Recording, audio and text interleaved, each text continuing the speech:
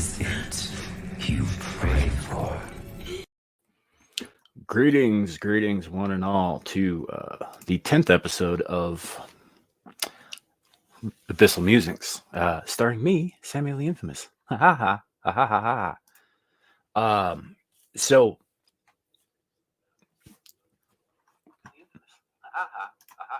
oh, I got all kinds of echo. Okay, so Laurence Knight is out sick. He is not feeling well. We hope he gets better soon, and we'll see him relatively soon. That said, to start with tonight, it's probably just going to be me, and then we have a guest coming in to help fill Larry's void, as it were. So no, not tonight. Didn't reset the clock tonight, but I was scrambling because I had to make it home in time for this. All that. So I was walking at what you might call a brisk pace, not just to be on time, but also to stave off the chill, because it's not terribly cold out today, but enough. All right. That said, welcome in, everybody. We got Logical Spock here. Excuse me. We got Ozymandias 2014. Good to see you. Kohai, excellent. Glad you guys made it. So I'm going to probably wait till our guest joins us to get into we were going to talk a little bit about some recent properties in pop culture that we've watched, do a little bit of review and stuff. Hey, Squatch, thanks for stopping by, I guess. Get some sleep if that's what you need to do, man. No worries. So we are, yeah, Ozzy, it's chilly out. It's not that chilly here. It's I think it's closer to 19 degrees right now with the wind chill. I'd put it probably around 11 Fahrenheit. So, but that said, yeah, let's get into whatever we've got coming. So, yeah, we're going to talk about a couple of things that were watched recently by the two of us, and all that good stuff. Probably debate a little bit about whether it was good or not. It was one of the things I know our guest liked more than I did. And the other one I'm curious to get his thoughts on, because I only watched it last night myself. So, hold on a second. I gotta. All right. Meanwhile, hey, Spock, good to see you. I've greeted you already because I saw your I'm second chat. So there it is. Yeah, man. No worries. Like I said, I caught some of why you were busy. I have no worries. Deal with what you got to deal with. So, yeah, fair enough. It's chilly in Canada. The climate is chilly all around up there, especially with the what are they doing? They're they're encouraging the destitute to off themselves. That's only going to get worse. And people are talking about, oh my gosh, Canada's so bad. No, you don't understand. Canada is only the beginning. Only the beginning. You guys are kind of a testing ground for this WEF bullshit. So, good luck with that. That's if it takes there, it's going to start showing up in New Zealand and Australia and England. Eventually, here in the States, we'll probably see some of it in Mexico. Yeah. Yep. That is absolutely true. Hey, Alexia, good to see you. So it's just me for the time being. For those of you just coming in, we do have a guest on the way, but I kind of woke him up, so it might take a little bit. But yeah, they are extending it to children. Pretty soon, you're going to see all kinds of undesirables, and eventually, it'll get to a point where the medical professionals, and you can't see it, but I'm using air quotes as hard as I possibly can here, start deciding to recommend it involuntarily. And then you're gonna start seeing people who are unvaccinated, people with the wrong opinions, people who are born with only 3 toes, you know, and all the way down. And they're just gonna start killing people, you know. So, oh yeah. Sorry about that. It's a bit of a hard left. Yeah, this is actually not the topic tonight. I'm just waiting on my guest co-host to get the actual conversation started. But I was just bitching about Canada. That's kind of where it led, because that's yep, Florida man type people. Pretty much everybody who is seen as an undesirable. And let me think, where have I seen this kind of thing before? Gee golly whiz, I can't figure that out. So, no, Alexia, I did not hear about that. But to be fair, I have not been paying that much attention to the news this week.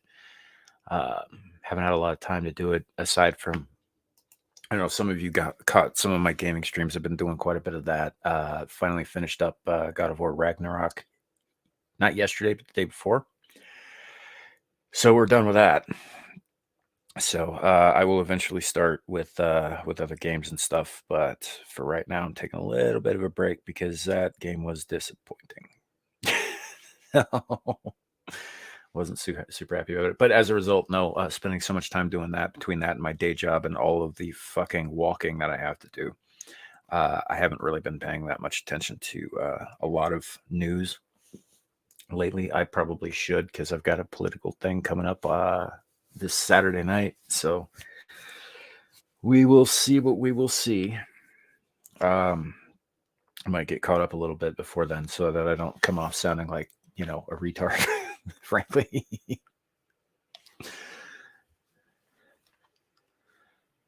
They were okay. Let's see, what's this say? They were chilling in their off time. The guy claims he was pointing his gun at a friend as a joke. Pulled the trigger thinking it was unloaded. Okay. You said he was a cop? That's all right. For those of you who have never held a gun, and I'm sure most of you have, but for those of you who've never held a gun, the weight is different when it's loaded. Right? You can feel when it's loaded. If you've got any kind of training in it whatsoever, even just going out and shooting with your dad, you can tell. This guy was a fucking cop, really? I'll look into it and see what I can see about it. But that's, like he wouldn't fucking know. Got to carry a sidearm as part of his job. Like he wouldn't know if it was loaded or not, or if the safety was on or not. Yeah, that is true. Although I hear, at least locally, they make the cops get tased before they're rated to carry one. So there is that. But yeah, that's oh, and that's actually been a big problem, is lack of training and lack of you know funding, and just, oh man, I don't know. And I work with police, my local police. I actually know about half of the police department on a first name basis, and I hesitate to talk any shit about them, because I know for a fact that most of those guys try their damnedest to do a good job and to be what the community needs them to be. But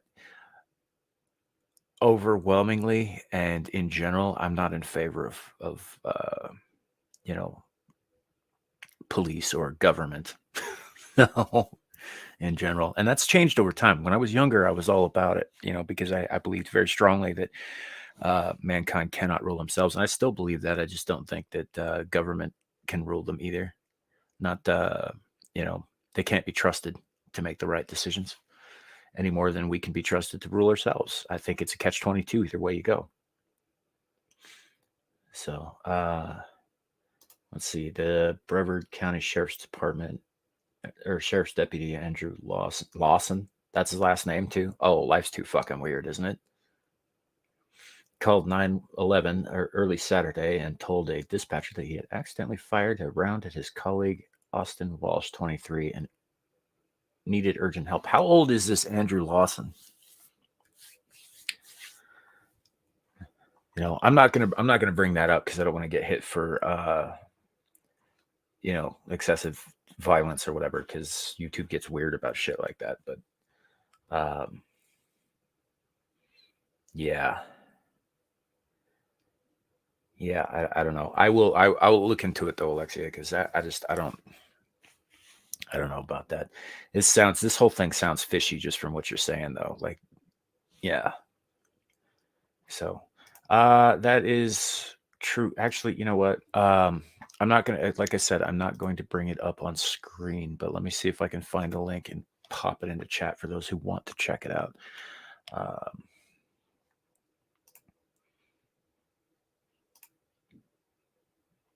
Yeah. So let's see.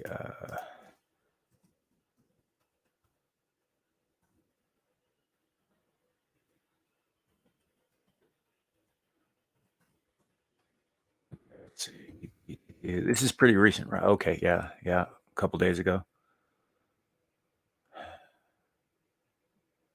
I don't know. There's a bunch of articles on this. I would just type in the search algorithm, guys. I just type in Florida cop shoots friends, because there are a lot of videos on this.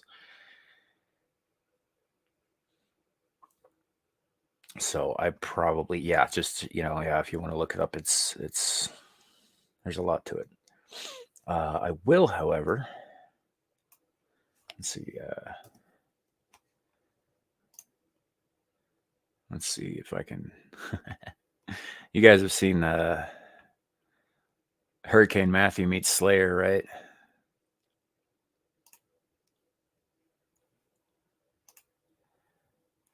Let me see if I can bring this up here.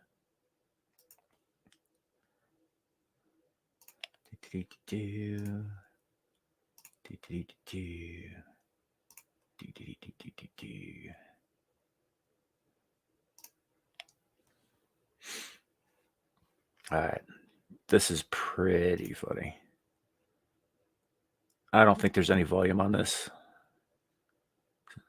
So, but yeah, just like look up for him. This was during Hurricane Matthew a few years ago. This guy's just out there barefoot, no shirt, just rocking to Slayer's Raining Blood. I mean, that's like the most Florida thing, the most American thing. Look at that guy.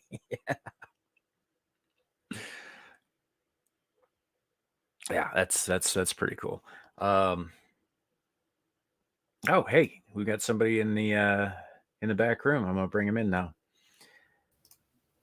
Good evening, Joker voice. Oh, hello. Good. Glad to see you, buddy. Thanks for helping to fill in for Larry. He's out sick today. No worries. I got your message as I woke up. I'm like, oh, it's that time. Okay, yeah. Give me a few seconds. Let me get myself looking cute. I failed thus the avatar. So. Yep.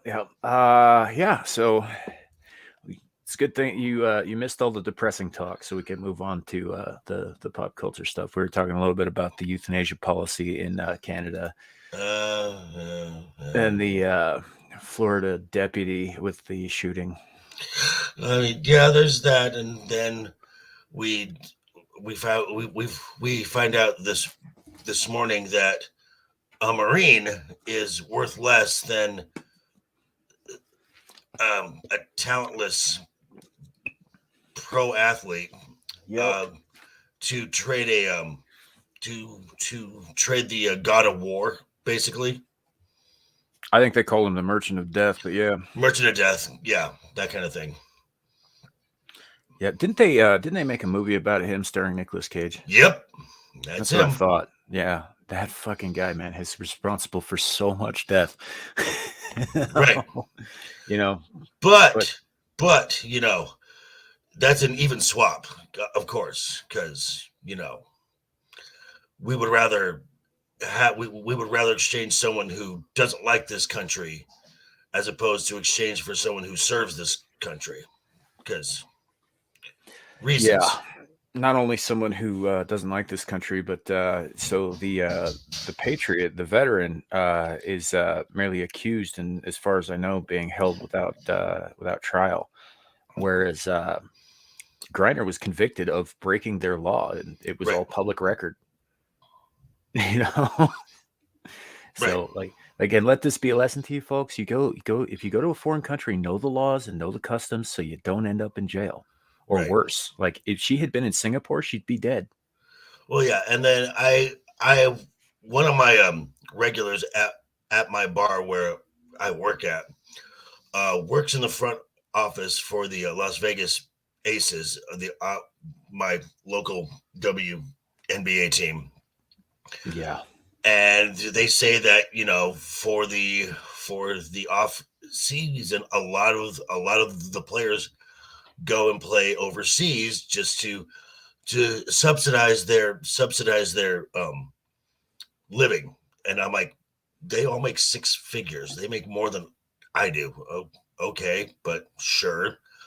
And most of these foreign league teams are run by like the mob, and they're supposed to be their shield against laws. Yeah. Yeah, I don't know, man. There's so much bad shit going around. And honestly, like I was telling Alexia, I really should have been keeping up on the news this week. I just haven't been. You know. Um but I don't know. I yeah, because I got a political show that I help out with on Saturday nights. And I really should have been paying attention this week. I haven't been at all. I mean, So politics, Hollywood, one's just downstream from the other. So well, yeah, that's absolutely true. I mean, after the commies infiltrated Hollywood in the 20s and 30s, then they got into education, right, and after that, it was all pretty much downhill. which everybody check out the Raise Your Fist video. Hollywood Was Always Red, an Yeah, amazing yeah, video.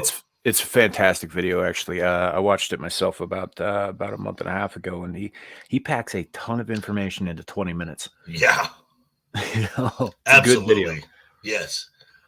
And So which I recommend, which I recommend Raise Your Fist in general. So sure, but if you want to absorb everything he says, you got to slow it down.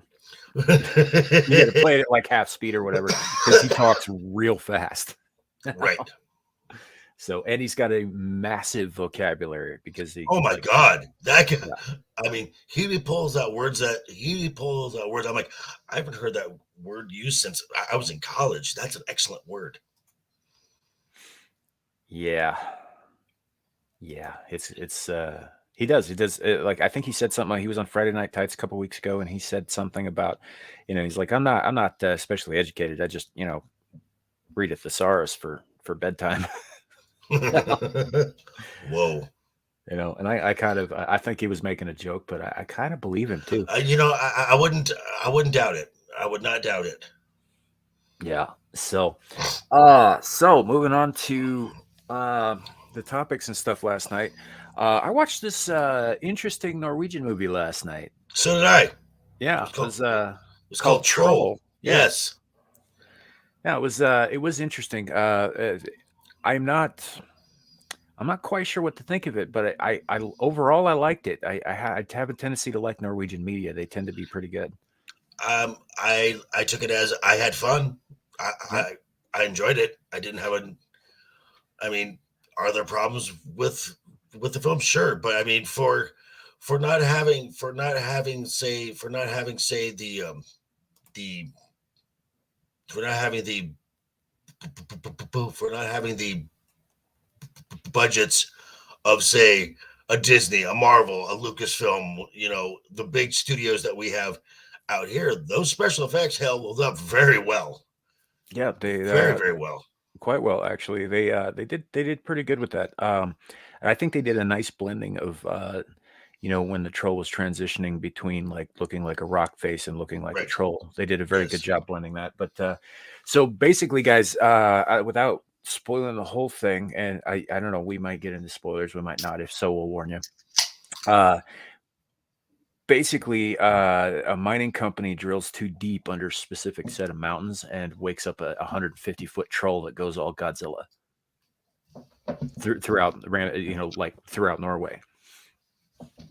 And it's what I liked about it was because even though some of the effects were a little bit like you said, just a little bit off, I guess.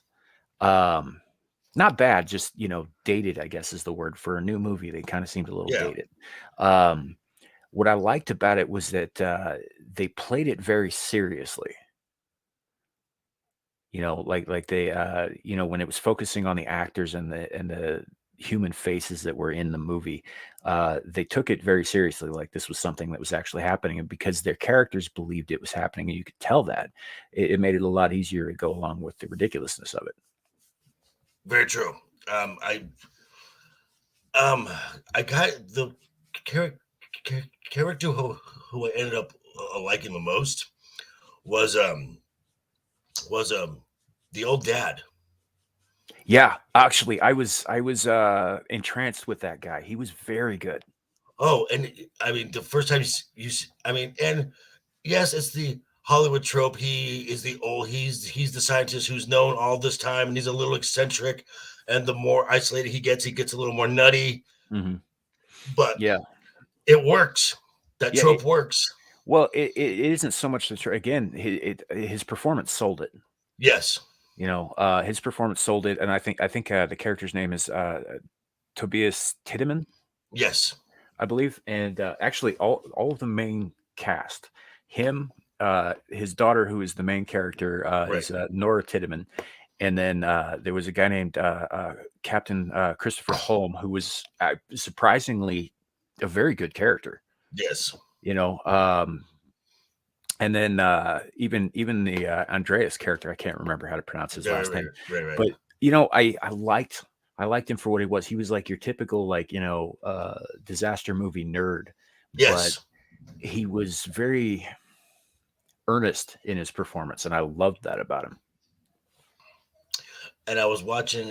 Who was I watching? I was watching a thing on Midnight's Edge where Andre was talking about this film, and Andre lives in Norway and has lived in Norway all his life, so he's very familiar with this subject matter here. And he was saying that you could tell that early on where they filmed some early stuff, because they kind of dipped into woke just a little bit, where Nora was just a little girl boss, and then toward the end, and then toward later on in the filming, when they just kind of abandoned that whole concept. Yeah, well, because again, guys, not to get too much into spoilers, like she gets in a position where she has to be saved by the men. Yep. And she doesn't bitch about it. She doesn't moan about it. She's grateful that they saved her life. Mm-hmm. And I guess the biggest problem I have with the movie is that it didn't really lean into the kaiju Right. stuff, right? It wasn't, it tried to make the monster extremely sympathetic, which I had a little bit of an issue with. And the way they do that is super fucked up. But but that it was that I had kind of an issue with. I really kind of wanted to see some more squishing. Yeah. That's like, I don't know about anybody else, but when I go to see a kaiju movie or like a Godzilla movie, I appreciated that this was from the human perspective. The way they did this was like wholly original. It was very cool. But generally speaking, if I go to see like even the latest one, Godzilla King of the Monsters, whatever, or no, it was it wasn't King of the Monsters. It was Kong versus What? Godzilla. Godzilla Yeah, versus right. Kong. Yeah, yeah, Yeah. yeah. So I didn't go to that movie because I give a fuck about the humans. I No, don't. The humans' only purpose in a Godzilla movie of any kind is the squishing right. and the bad dubbing. Is to squish and to give just enough exposition to move the plot along. Yeah, Alexia, I don't remember that movie. I think I may have watched that when I was young, but I don't remember that one. But yeah, if it's like along the lines of making the monster sympathetic kind of thing, then yeah, kind of. Oh, Reptar is from Rugrats, is it not? That's Mm, right. Okay, yeah. Well then, kind of. I mean, the troll does kill some people, but only right, when it feels like it's necessary. right. And I would say, as far as like a kaiju thing, where you get the sympathetic, the sympathetic answer, the best one is the best one. The one that's done it the best is still King Kong. Yeah, absolutely. I would absolutely agree with you on that. The 19 fuck, when did that movie come out? Oh, God. 1932? Something like that. I mean, even the one what was it in '76 was Yeah. was great. The Peter Jackson one was fucking terrible, but Well, but but it's okay. But it still captured that the moment where you feel sympathy for Kong. right, yeah, you do. And especially like spoilers, guys, but the original King Kong's been out for almost 100 years. Yeah, So if you haven't seen it by now, I mean, I'm sorry. Uh, when he dies and the uh the one character whose name I can't remember. Anyway, he has that line. He says, "'Twas beauty slayed the beast." right, Right. And at that moment, you're just like, Jesus Christ, that is an awful thing that I just witnessed. right. This is you know? I feel bad now for watching this. Right. It's just like, oh, this is kind of a snuff film, isn't it? You know, it's not quite on the level of Passion of the Christ, but yeah, you just feel a little dirty because you were rooting for the humans the whole time, and it turns out they were jerks. Right, Yeah. exactly. So, and Fay Ray played into that. Oh yeah. And then yeah, so you had Faye Ray. The Peter Jackson was Naomi Watts, and Yep. who was the who was the Uh, 76 one? Yeah, it was I should know the answer to this question. I don't know why I don't. Okay, I guess I could just look it up, right? there is this amazing thing called Google that I can look up here. Yeah, that's right on top of that. Kong 76. Jessica Lange. Right, yeah. Jessica Lange. Wow. I'm looking at. I'm just looking at. I'm just looking. This is a good cast too. Mm-hmm. You got Jeff Bridges, Charles Grodin in here. Okay. Yeah, and it was a pretty solid movie actually. All Yeah, it things was. considered, for a remake. Right. It was pretty good. And yeah, you're right. That King Kong is obviously the go-to sympathetic one. I would say followed closely by Mothra. Oh, Matsuraya. That's why I like Rodan so much. He's pure fucking evil. Right. He's not even like Godzilla's a force of nature. Godzilla's not good or bad. He just is. Right. Rodan is a dick. Him Him and King Ghidorah. Ghidorah, yes. And actually my favorite monsters were always like Gigan and or Gigan and did you ever see Godzilla versus Megalon? God, years ago. Yeah, so that is my favorite Godzilla movie of all time because it's got some of the goofiest kung fu shit in it between the kaiju. Oh God! Oh wow! Fucking Godzilla does a bicycle kick.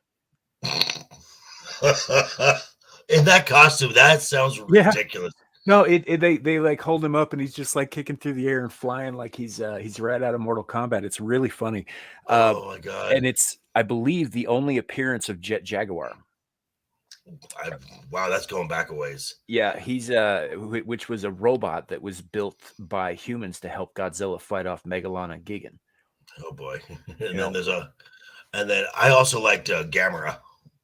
yeah, but Gamera was a hero. Right. Yeah, Gamera was some good shit. Never really crossed over with a lot of the other Toho monsters, uh, but yeah, no, good stuff. So, getting back to Troll, man, I like the idea, but I kind of wish they leaned more into that like force of nature, Right. as opposed to like Like a sentient being. yeah, pretty much. Right. That would have been cool. Like the bit where, and this isn't spoiling anything, guys. So the troll is making its way from where it woke up to a specific location that you find out later in the movie.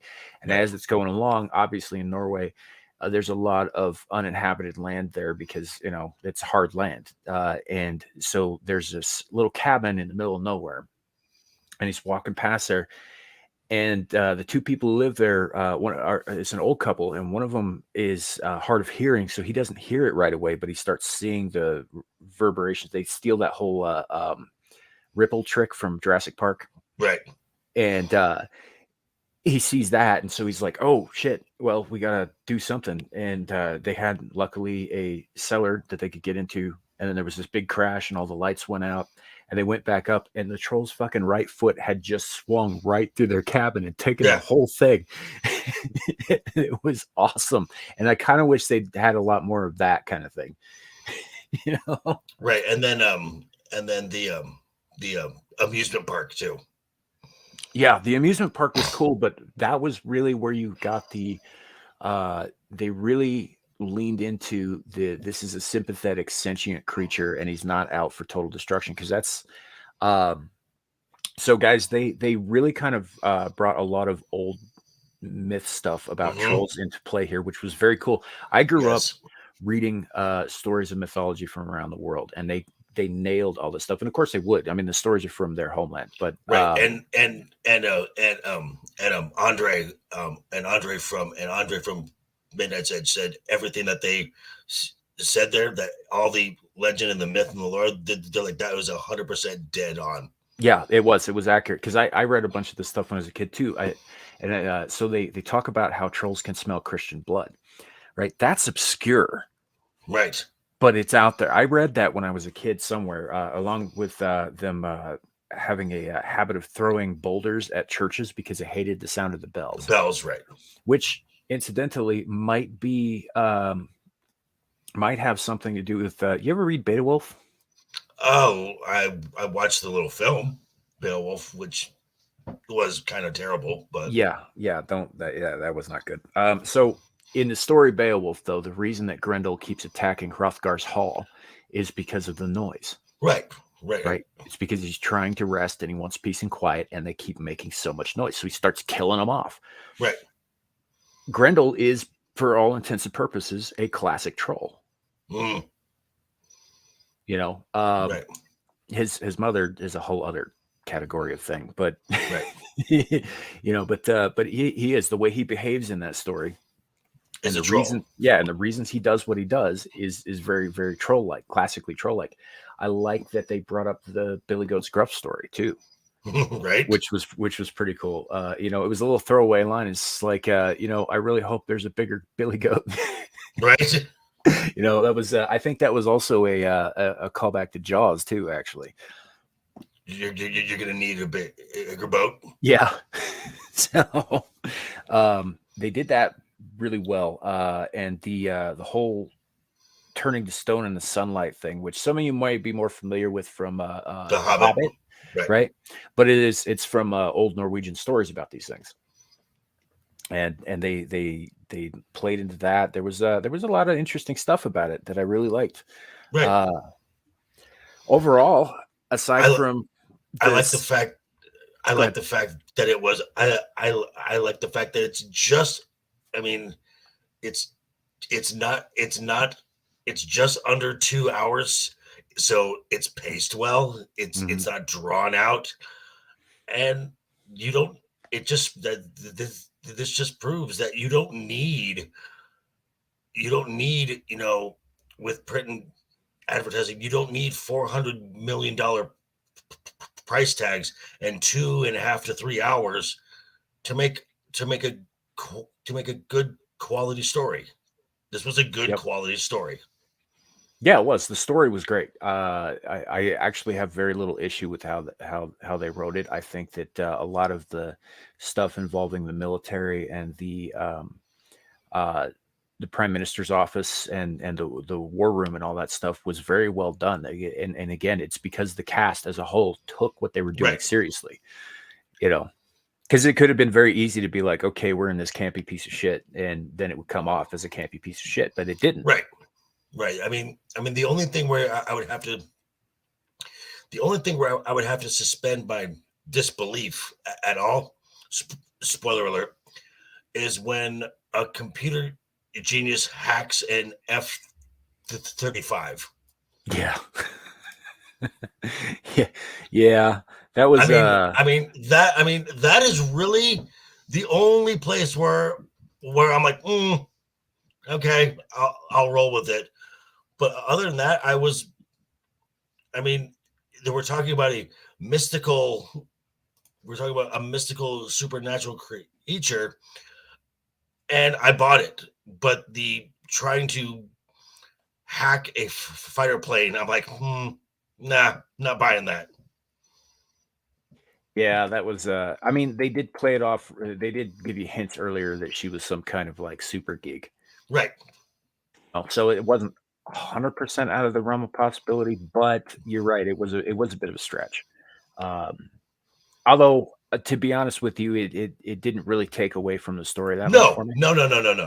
It didn't. It didn't. It's just kind of like, oh, okay. So it's not quite Deus Ex Machina because we've explained that she is a computer genius the whole time, but from her laptop. Right. Yeah. Yeah. Although like so we're gonna spoil a little bit here, guys. The uh the bit where she gets caught with the Just hack and she plays it off like she's like, yeah, I opened this, I don't know what's wrong with my laptop, I opened this strange email and it was from a Nigerian prince, and I'm like, everybody on earth with email can relate to that. yes. That was a good use of humor. Joke. It wasn't. That's a Yeah. good joke. Yes. Speaking of humor, I was actually because and I was on a stream not too long ago. Part of a network that really of late has really kind of gone in as kind of as a whole. This entire network has bought in and is backing Disney. They love Disney. They love everything Marvel's doing. They love everything Star Wars is doing. They love the Willow. And I'm like, what is going on with you people? So I was on one of their shows, and we were discussing the Harry Potter series. We were discussing the last film, the last two films, and how the first film used humor very well because you were delving into some dark territory, but they used humor just well enough. And the host said, and I will admit, it's a lot better than what has been being done with Marvel of late, because Marvel is just silly now. And I said, yes, you are correct. At least someone's getting it over there. Right. Marvel is silly now. I was just listening to the Drinkers Open Bar Mm-hmm. a little bit ago, and they were talking about that. About they were trying to define what Marvel humor is. Slapstick now. It is. I mean, well, and it's not even slapstick, because slapstick involves some level of physical comedy. It's just bad. Yeah. I mean, the best things that Marvel has done in Phase 4, the best things, and these are, one is a series about a young Pakistani girl, which is really not a superhero show, and 2 holiday specials. Yeah. Hey, Rez, good to see you, man. Which one was good? Which the Werewolf by Night? Okay, that could actually be something that you could do going forward a lot and introduce a lot of the horror side of what Marvel did back in the day, and that would be great. And I think even Marvel, from what I've been hearing and from all the places, Midnight's Edge and Valiant and the whatnot, that Marvel's having to reshuffle, and some projects are going to get canceled, and some stuff's going to get moved around. And I think some of these shows, instead of being shows, they're gonna make them these. They're gonna make them like these 45-minute specials. That seems to be the sweet. This seems to be the sweet spot and the formula for getting any content out that you don't need a 6, 8, 12 episode season. Right. Yeah. Well, from what I understand, when they say some shows are getting, axed, I think it's a lot more than some. I think they're going to axe A everything they have lot. slated for phase Phase 5 5. or whatever. Because they lost so much money on phase 4, and they put out almost as much content in one phase as they did in the first 3.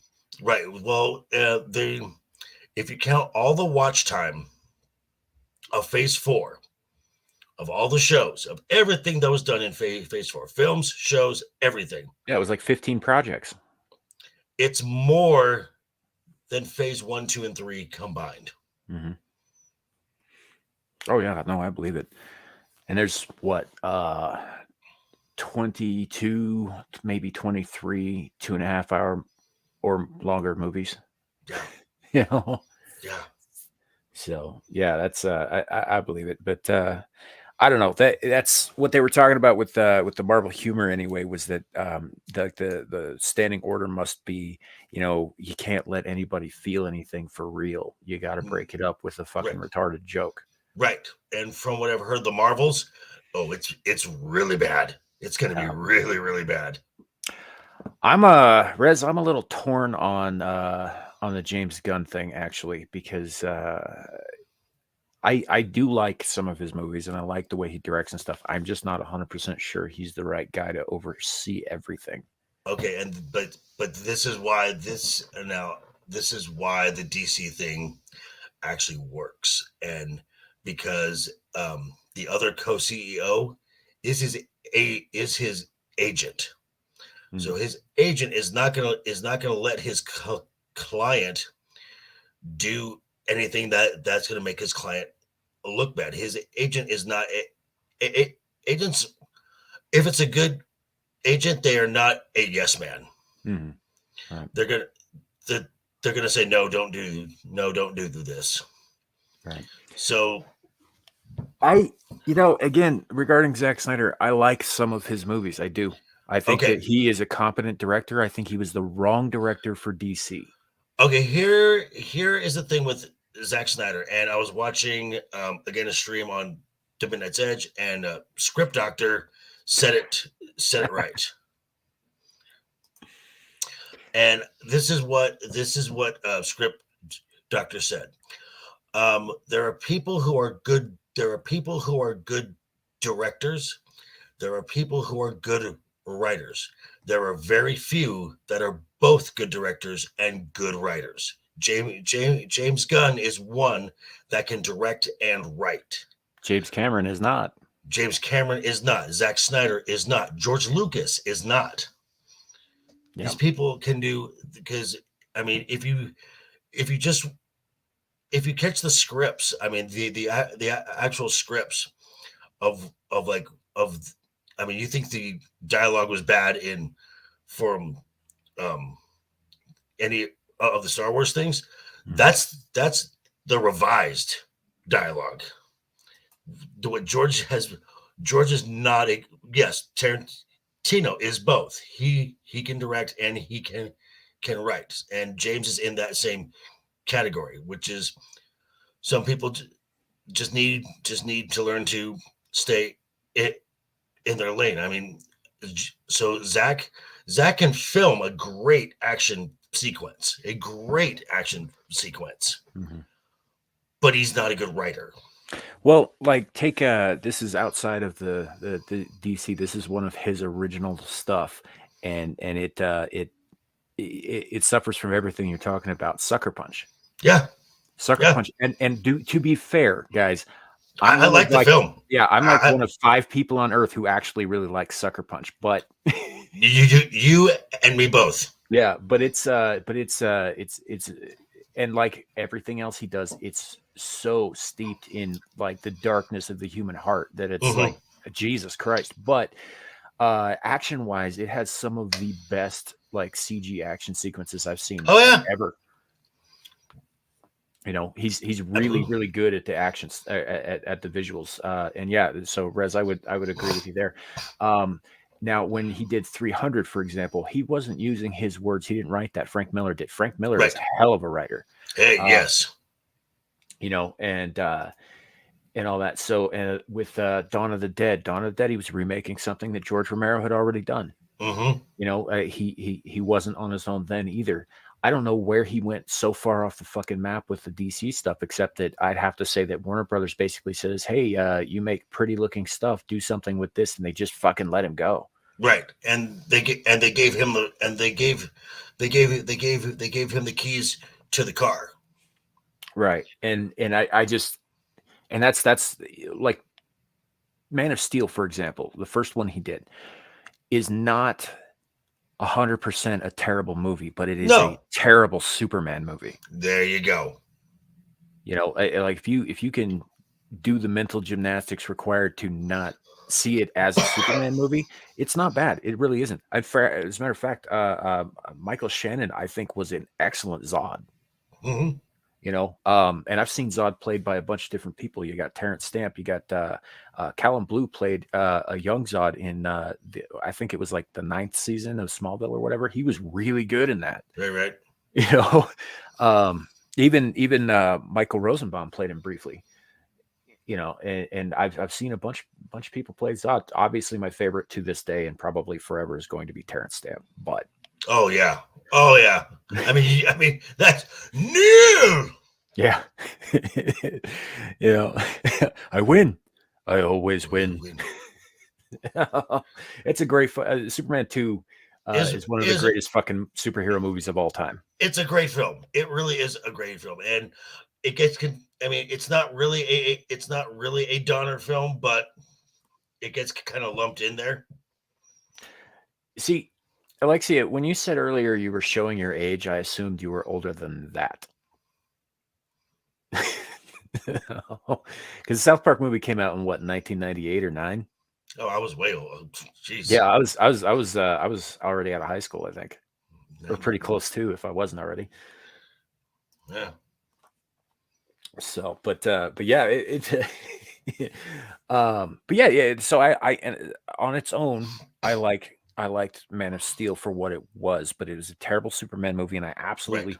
So I had this thing with my oldest where we would go and see all of the new, comic book movies together, me and her, right? On opening weekend, if at all possible. It wasn't always, but we did, and I still to this day regret taking her to see Man of Steel because that is not what I wanted her to see Superman as. Right. Okay. And Rez, hold off on all the Henry Cavill and Ben Affleck news and stuff. There's a lot of just people are just throwing stuff at the walls and seeing to what sticks. As far as I've heard nothing from anyone associated with Cavill or Gal Gadot or Ben Affleck that they're out. What's up, Shadowhawk? You know what this means, buddy. It's good to see you. It is. But I got to do it. I got to do it. Yeah. All right, that's done. Welcome to the stream.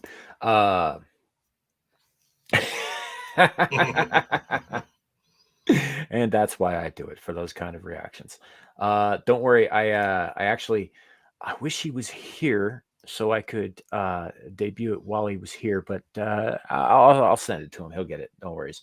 Our very own memer, Kohai Masochist, did She's this there. for us. Uh-oh. Ryan in a sea of dildos.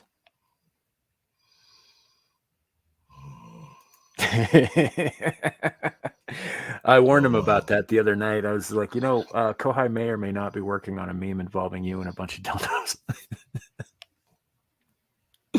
Yeah. So it's not like he doesn't know it's coming. Right, exactly. I believe it is. I'm not 100% sure. I'm not up on all my dildo names, but yes. Oh, wow. So, yeah, I know Kohai is here. She's even when you don't see her in the chat, she's usually in the background lurking and all that stuff.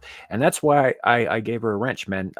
You guys in the chat behave. She might just make memes out of you. Mm-hmm. So, not that we have a lot of problems over here. We typically don't. Usually it's bots. It's not real people. So, Right. So, but yeah, the Snyder stuff really, like, they took a turn with. How familiar are you with the Superman comic books through the years? Not very. Not very. It's not that I don't. It's not that I don't read. It's I don't like to read. I have a very ADD brain, so having to sit down and concentrate on words on a page is kind of torturous for me. Even comic books, some comics I get lost in, and I'm like, okay, what did I just read? I mean, I'll go through like 5 pages and not retain anything. My brain just doesn't latch on. Well, the reason I bring it up is because I have not read every Superman comic ever made, but I've read a fair number of them. I'm familiar with a lot of the stuff that goes on. And I can count on one hand the number of times that Superman has ended a life. Right, exactly. And so, but a lot of it's not canon. Right, and a lot of what I do know about Superman from the comics, Superman's a very chill individual. And this is one thing that they got really wrong in the Justice League film, is that opening scene when these kids are talking to Superman. Mm-hmm. Now, would Superman talk to kids? Absolutely, he would. The problem was the way they worked that angle on the camera, where at first it's looking up at Henry, and then the camera moves upward to come to his level. Where in reality, from the comics, Superman would get down on one knee and bring himself down to the kid's level. Right. Shadow, that's more of a recent thing with recent writers who don't know the first fucking thing about the character, generally speaking. But now he'll tear through robots all day long. But in terms of like actually ending a life, especially intentionally, so Alien versus Superman, right? He does everything he can not to kill the xenomorph until at the very end he cannot let it get to Earth, and everything he's tried, it just refuses to acknowledge him. It refuses to communicate. He can't tell if it's sentient or if it's an animal, because it's alien by definition. And he's left with no choice but to end it. And he agonizes over it, because it's not something he wants to do. But if it gets loose on Earth, it's gonna wreak some havoc. Yeah. And Rez, I like what you said there. The Bruce Timm and Paul Dini in their animated stuff is some of the best adaptations of comic book stories and to whatnot. So they did everything very, very well. Hey, Axel, good to see you. Rez has a point here too. So that's true. Actually, I have the trade paperback of Batman versus Predator. Actually, all 3 Batman versus Predator series. And in the first one, Predator shows up at Wayne Manor and fucking now I can't. Alfred, he comes out with a blunderbuss and a baseball bat, Oh yeah, Alfred's awesome. and he Alfred kicks is its awesome. ass. Alfred is awesome. A lot of people don't give Alfred a lot of credit. Alfred is awesome. Right. Actually, Alfred, I will say, from all the live action, is See you there, Shadow. the one casting that has never missed. Mm-hmm. Yeah, absolutely. Ozzy actually brings up something here that the other instance that comes to mind in my head.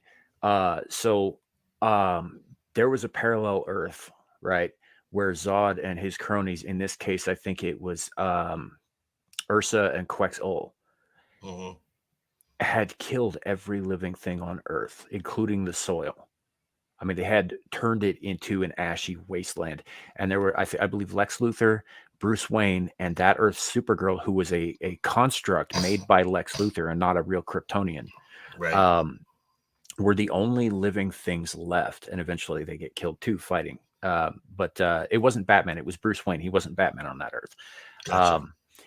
And Superman was our Superman from our Earth. And he was left with no choice because these guys were never going to stop. They weren't going to stop with that Earth. They weren't going to stop with other sentient planets. They were going to try to make their way to his Earth so they could punish him by killing everybody there. And he couldn't allow that. So he used gold kryptonite to permanently strip their powers. And then he exposed them to green kryptonite until they died. Ugh. Woof. He executed them for the good of basically the rest of the fucking universe because they were him, but pure evil. You know, That's awful. yeah, and it was a haunting issue, haunting. And so the Supergirl construct lived, and he brought it back to Earth, to his Earth, and had his parents take care of her while she healed up and stuff, and she became like the main Earth's Supergirl for a while, Aw. and all that. And but that was it. She was the lone survivor of that entire world. You know, and this it was a very heavy story. It came out, I think, in the Ozzy, that was in the 80s, wasn't it? Mm. Like 86, I think. No, this would have been pre-Crisis. Like, I think she's actually the Supergirl who dies in Crisis on Infinite Earths. Oh, okay. So, but yeah, so he only does it when he absolutely has to, when the lives of freaking billions are on the line. Right. You know, so with this, the problem I have with Man of Steel is that at the end of that movie, right, he breaks Zod's neck to save that family, and I could think of 100 other fucking ways that Superman could have dealt with that problem without killing Zod. Right. Yeah. You know, and that just that always bothered me. I hated the end of that movie. You know, and that's it. Just man, and it just gets worse from there. You know, you get into Batman versus Superman, and Batman's blowing people away with freaking miniguns. Well, you know. You know. Well, okay. So here's where people think that I'm insane, which let's face it. Because I think that Ben is the best live action Batman that we've had. Oh no, I like Ben Affleck as Batman. I have no Okay. problem with him as Batman. I had a problem with how Batman was written. Okay, and I'm just gonna say because folks are like, oh no, it's Michael Keaton. Oh no, it's Christian Bale, and I'm like, okay, Christian Bale may have been a good Batman. He's not a good Bruce Wayne. No. Ben is by far the best Bruce Wayne we've gotten because of where they have Bruce in his timeline. Jason Todd has been killed. So this is well before Tim Drake. Nightwing is off doing his own thing, and he's jaded and he's cynical. And this is exactly how Ben plays it off, and it is really, really good. Oh, I like that quite a bit. The problem that I had with the way he was written in that was, first of all, his um, I get jaded and cynical, but the whole, using guns to kill off criminals and shit like that I had an Yeah. issue with. I also had an issue with the fact that he was kind of a hodgepodge of different eras of Batman. Mm, He's the Batman you're talking about, but he's also well on his way to being the Batman in The Dark Knight Returns, right. with references directly to The Dark Knight Returns in that movie. Hmm. And I was just like, those are two different Batmen, Right. different periods in his life. And as far as I know, Dark Knight Returns isn't canon anyway. Right. Great story, but you Well, know, I mean, they even make kind of a reference to. They even make a little bit of a reference to Batman Now Returns. yeah, yeah. So, and it just, yeah, it's, again, I think that Ben Affleck, given a proper script and a proper like fleshing out of that character, I think he would be fantastic. Right. And I think he did really well with what he was given. I just think Exactly. he could absolutely be better on screen with a better script. Absolutely. I like Cavill too. I've been watching. Do you know Cavill's in Hellraiser 8? Really. Yeah, a young Henry Cavill and Catherine Winnick are both in that movie, along Oh, with Lance Henriksen. and then I believe Henry is in the Count of the Monte Cristo He as is. well. Yep, he plays. I believe he I mean, plays the son. yeah, he's young Yeah, in that film. yeah, he plays the son. I didn't know it was him until he got like really famous and shit later. But yeah, apparently I've been watching his stuff for a long time. Right. And he's always good. Right. Exactly. And then so you got Henry, you got Ben, and then there's Gal. So her Mhm. first film I thought was very good. I thought it was very good. The problem The with her first second, Wonder Woman. yes, Okay. the problem with the second one is Patty Jenkins is the one of those people who thinks that because she can direct, she can write, and she was given free license to do that film, and it was god awful. Hmm.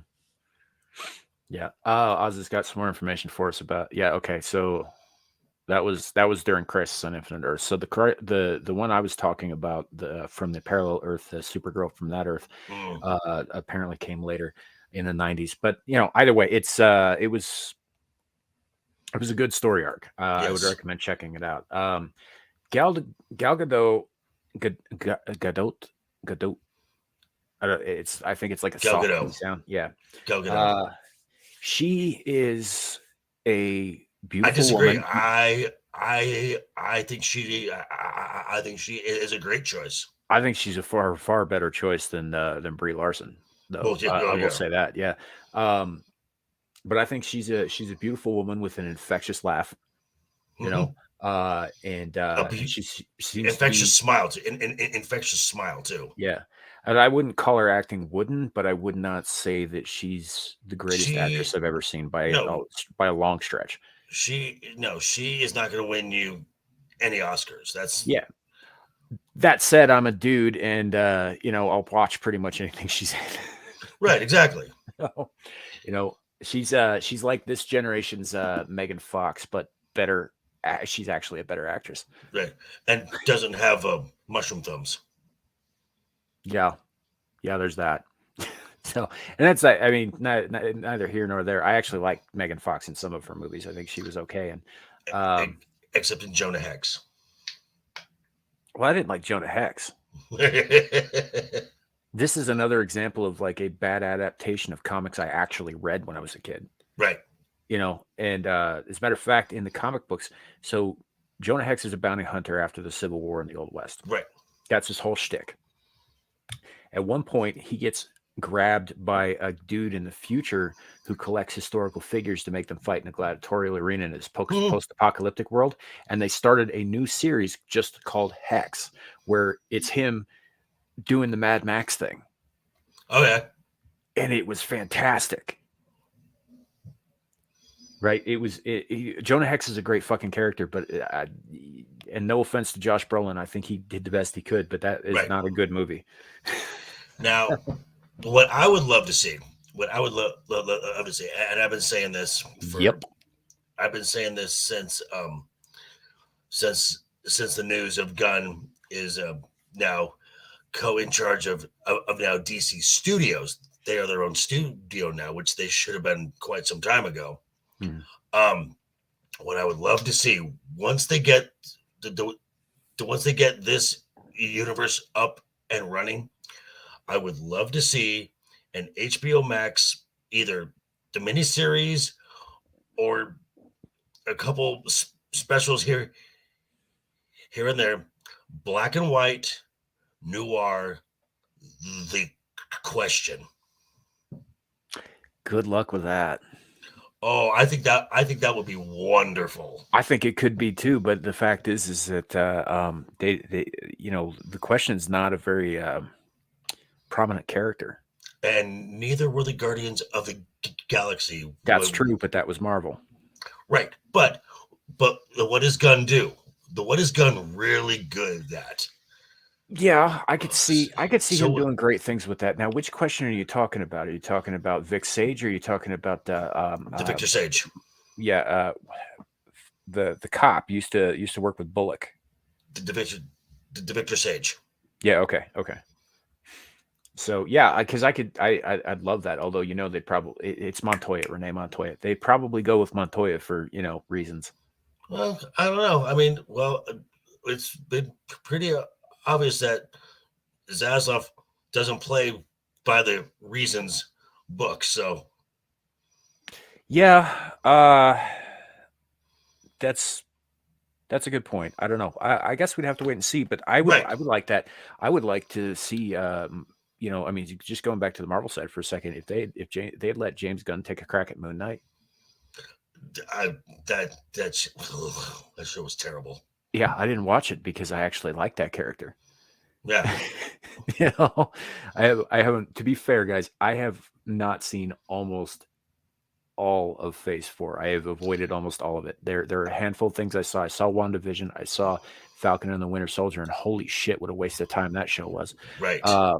And No, I don't mean that as in like there were some good things about it. Like some of the performances were great. I thought Zemo was fucking awesome in it. Oh. However, was good. nothing actually happened of consequence actually happens in it. Nothing changes throughout that entire show. Like they end up in the same place they begin. Right. Now, I will say this about the WandaVision. WandaVision started out very creatively ambitious, and it's probably one of the most original ideas that Marvel's come up with from the start. It's those last two episodes where as they just didn't stick the they just didn't stick the landing. yeah. That's just my thought because I actually liked those homages to the 50s, the 60s, the 70s, the 80s. Yeah. They had a great concept that they fumbled. Yes. Because they started out great, but the problems with that show were all compounded towards the end. Victoria Alonso. Wanda being fully cognizant of what she's doing, which was horrific. Yes. and then they'll never know what you sacrifice for them. What the fuck? Right. No. Yeah, that whole thing.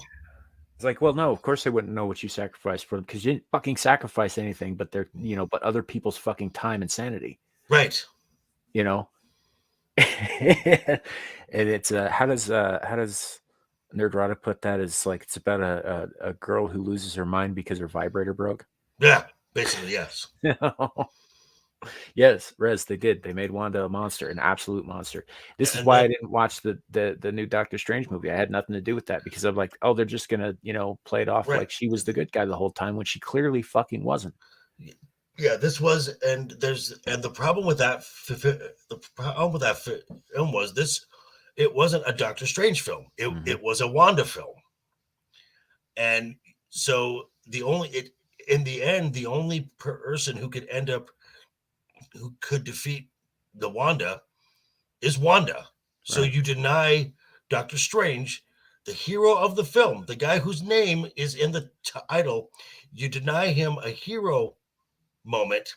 And another thing with the Wanda in that film, she's a walking plot device. Her powers have no limits. Their rules do not apply to her. She can do whatever the plot needs her to do at that moment. And the first thing I really noticed on this was when um, Strange traps her in the mirror dimension, which which was very clearly established in the previous film. Mm-hmm. Unless you have a sling ring, you can't get out of there. Right. Well, they broke that rule a second time in the last Spider-Man movie too, because Spider-Man takes his sling ring and leaves him there. Right.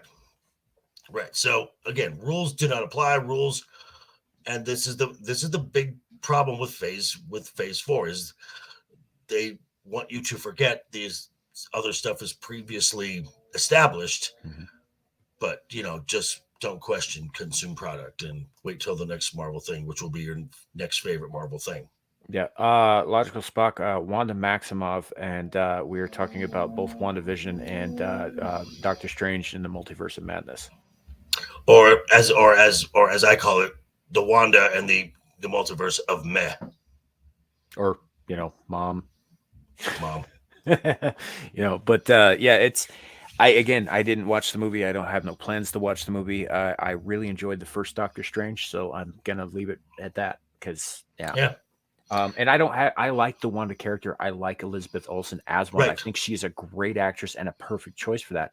Yes. I also don't have a problem with her being OP as fuck because she is in the comic books one of the most OP characters. Omega level me. And that's they don't explain this properly in the movies, but what her actual ability is, yes, she learns sorcery on the side, but that is nothing to do with what her mutant power is. Her mutant power is that she manipulates probabilities. Right. So also, which is insanely powerful, as opposed to somebody like Legion who manipulates reality. Right. In fact, Legion may be one of the only other mutants who could take her. Yeah, Legion could. Xavier could. Well, Xavier, if Xavier got quick enough with his mind, he could. If she saw it coming and say wore her dad's hat, right, he'd be fucked. Right. Jean Grey in full. Good night, Rez. Jean Grey in full Phoenix mode could take her. Well, Jean Grey in full Phoenix mode could take Thanos. Right. Or, Galactus. Anybody. Or, pretty much. Ego, even. Right. Okay, so Ozzy, so that was the initial run of her. We find out later in the comics, I believe, with whatever Marvel renewal, reuniversing thing, whatever, that she was a product of the High Evolutionary. I don't know. I don't like the newer stuff as much. I'm going to go with Ozzy on this one. Right. But however, Magneto I'm just saying that that's the in the current one of the comics, which we're going to see the High Evolutionary in the new Guardians film, and someone who we should have seen at the end of Guardians 2. Yeah, Adam Warlock. I'm like, why is he here now? That makes no sense. He's referenced in the end of Guardians 2. Right, and which means we should have seen him for Infinity War. Well, you got to keep in mind too that the Guardians 3 was originally supposed to come out before Endgame. Right. I know. And this movie was written for that time, so Adam Warlock was supposed to be a part of that. Right.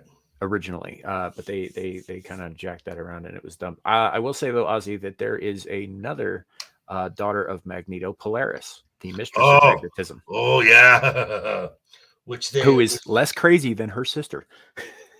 Which she was the main star of the Fox series, The Gifted. Yeah, how was that? I didn't check that out. Yeah. That was it Inhumans bad? No. because I did see some of that, and I was like, I wish I had. Oh, I mean, okay, the Inhumans. First off, the best character in that entire show was Lockjaw, which I actually like Lockjaw. He's a good doggy. But the Medusa, you cut her hair in episode 2. It's 10 episodes. What good is she now? Yeah, because it wasn't her inhuman ability the like basically using her hair as a weapon. Yes. Yeah. Yes. And then there was another character who I liked. Hold on, let me look up the cast here. God, I'm actually looking up the cast of Inhumans. Ugh. Yeah. Didn't watch all of that. It was not it was pretty bad right out the gate. I mean, think if I Arrow, liked the CW show Arrow in the first season started with the writers they had in the 8th.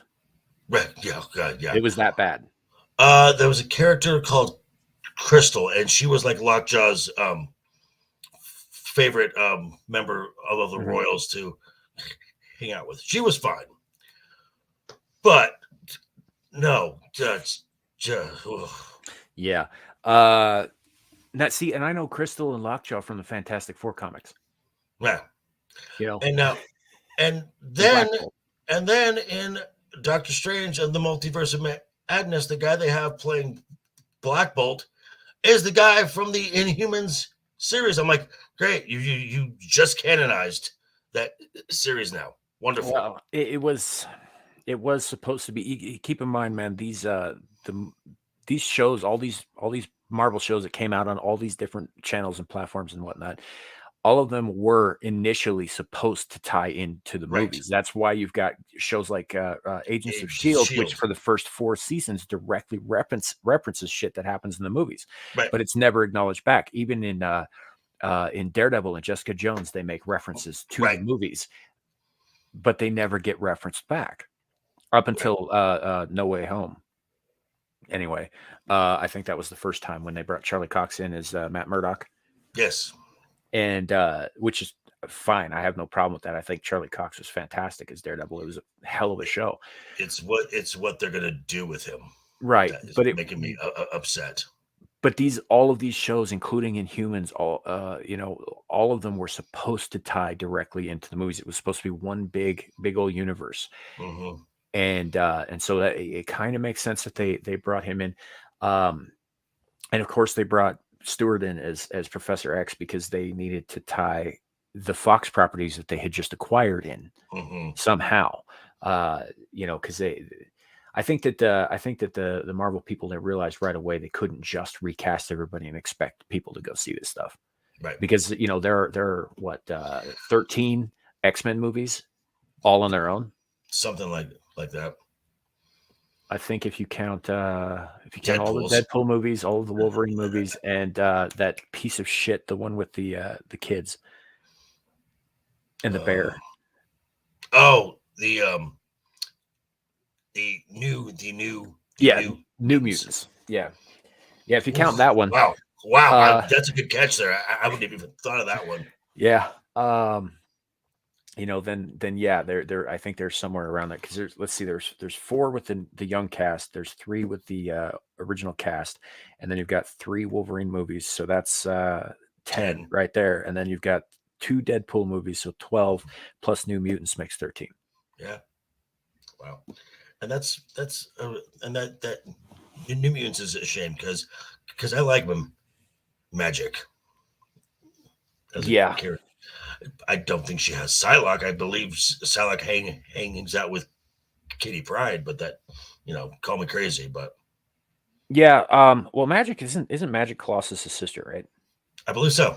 Yeah, she's Ileana Rasputin, and there's a third one, a brother too, who was Mikhail Rasputin, who I believe in the Age of Apocalypse storyline, which was fantastic, by the way, for a non-canon story. He ends up becoming one of Apocalypse's 4 horsemen, along with Holocaust, Sugar Man, and I forget who else. But yeah, it was an interesting character that like that whole family's pretty cool. But the X-Men universe alone, I mean, they proved this with the movies. There's 13 movies in that franchise. Not all of them are great. Some of them are excellent, but it managed to hold its own just with the characters from the X-Men. Right. Now, the X-Men themselves are obviously part of the larger Marvel, universe, but there's enough richness and characters in there. those stories to carry themselves forever. They don't actually need Marvel. No. Which they proved under Fox. Right. So I mean, I went to see every one of those damn things in the theater except the New Mutants. And that's just because I don't believe that one got a theater release. It might have, but I missed it. Yeah, it did. It did. It just didn't. No, I don't think it did because that was released during the. I thought that was a direct to video. I think it was because I think it may have been released during the COOF. Yeah, possibly. Huh. And for the most part, I enjoyed almost the whole series, even the bad ones. Right. Whereas with I did see that, and the problem with that is that is such a immediately after Disney did their whole and Marvel did their whole like upcoming announcements things, there wasn't a fucking word about Deadpool 3, and they bombed. And the next week they show up with this shit. Okay, I have a little insight on that, and this is what I got from the Midnight's Edge and stuff, because initially Feige really didn't want to do anything with Deadpool. Mm-hmm. Ryan had approached him a few times, said, hey, what are we going to do? Because Kevin wants to keep it in the PG-13 realm, mm-hmm. and he doesn't want all the cursing, doesn't want all the, which if you think about it, Deadpool is a much more progressive film than anything the MCU is doing. I'm just saying. So Deadpool 3 is actually a product of Chapek. Chapek gave it the green light. Chapek got Jackman back in for it. So what becomes of this? I think it's a little too far down the road for Feige to change anything. So we'll see.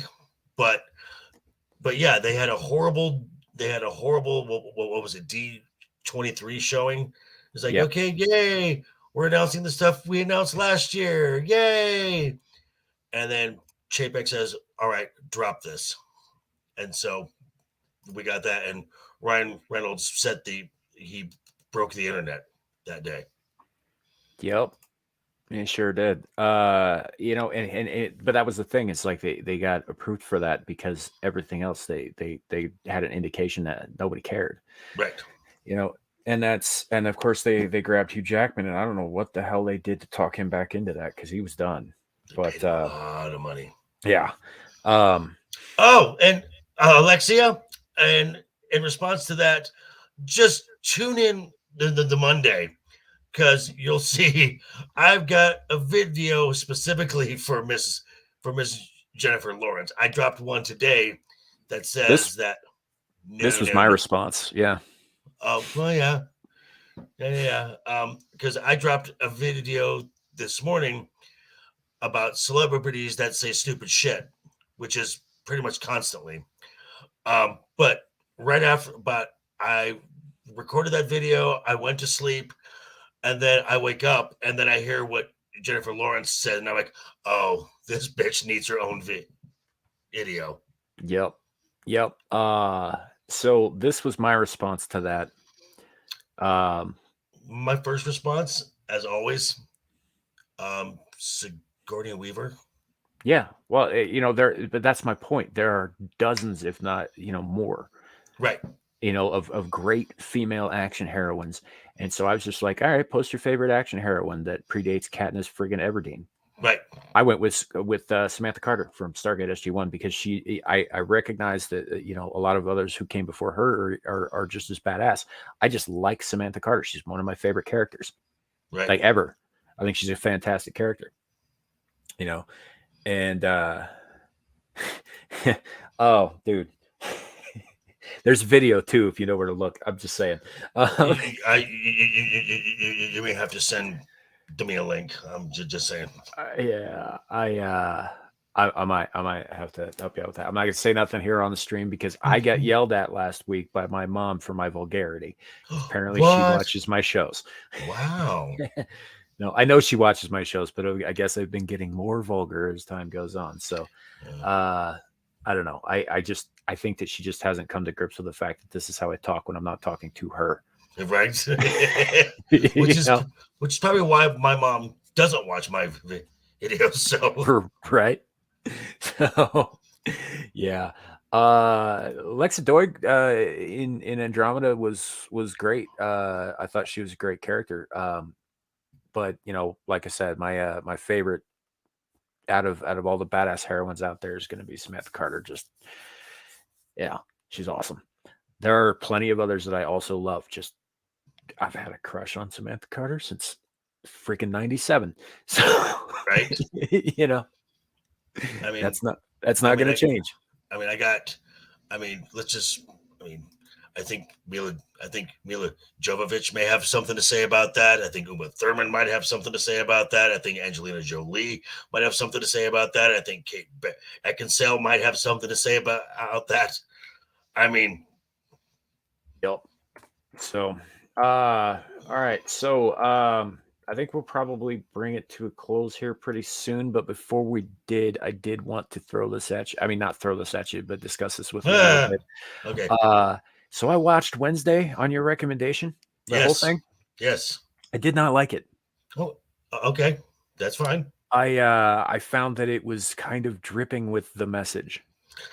Okay. And I've gotten that too. And initially I'm like, okay, because as I said, episodes 4 and 5 were really heavy-handed, very heavy.